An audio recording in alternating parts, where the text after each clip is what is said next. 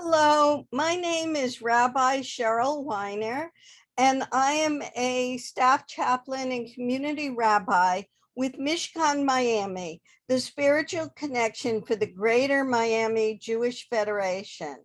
This week, we consider Parashat Rabbi, reflection and renewal. Many people refer to this Torah portion as a text of terror because it asks us to destroy people who worship false gods and who practice idolatry.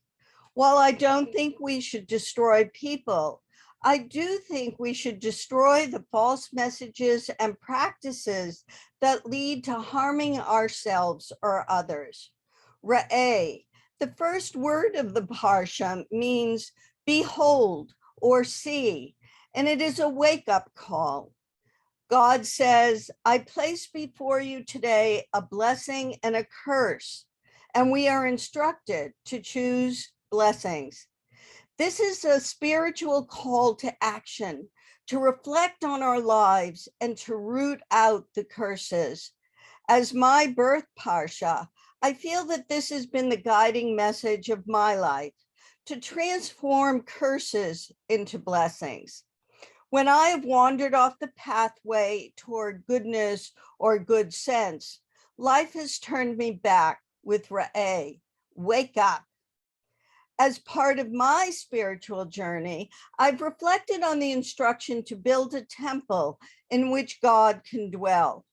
Thus, I have looked for a way to build a personal spiritual structure to help transform our community and congregational life to foster a more inclusive and proactive environment to serve people in need.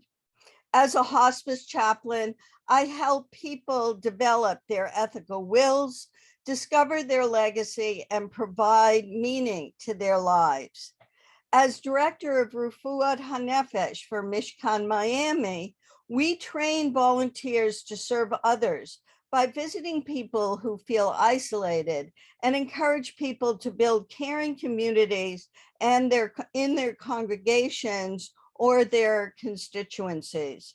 As director of the Sacred Jewish Conversation, we train facilitators to initiate conversations about end-of-life issues in their families, their congregations, and with their constituencies. We encourage you to join with us to create blessings through these efforts in the fall. Look for our announcements and the application. The Torah instructs us to ignore the words of false prophets and not to worship idols. As part of that message, I'm trying to sort through the false messages about the many challenges that we face related to global warming, immigration, racism, and voter protection, just to name a few. Most significant for me, I'm working on a podcast project to make people aware of how the work of the suffragettes to secure the vote for women has impacted the lives of women who came of age in the 60s and is still impacting us now. How do we preserve the blessing of the right to vote and have a vote counted? Is this documentary enough for me to do along with my colleagues? As we enter the month of Elul this weekend, many of us engage in a period of spiritual self-reflection, as I've indicated above that I'm doing. We engage in tshuva, a return to our essential and best self.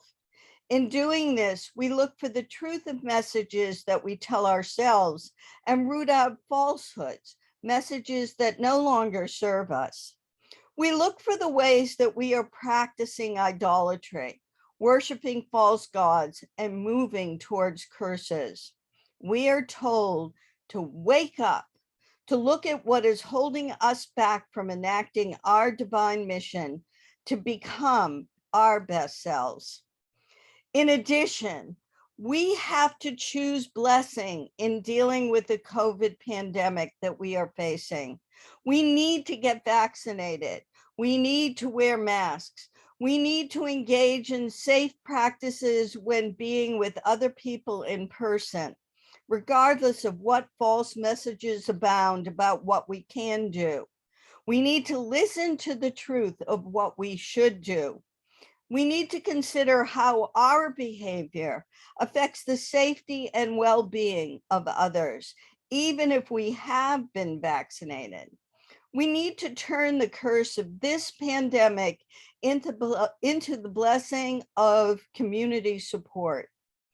Paraphrasing the Talmud teaching, if we save one person, it is as if we have saved a whole world. Even beyond COVID, how are we saving each other from the many challenges we face related to our local, state, and federal politics and our personal spiritual politics? At the end of the Parsha, we are instructed to participate in our 3 pilgrimage holidays, to visit with God and to renew our souls through the message of each: creation, revelation, and redemption, Sukkot, Shavuot, and Passover.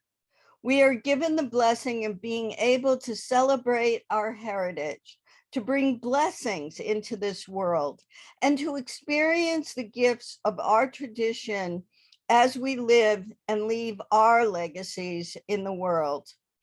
Re'eh, behold, the blessings and the curses. As we move through the month of Elul and begin to prepare for Rosh Hashanah, what do we choose to bring in as blessings for this new year? Shabbat Shalom. Be well, stay safe.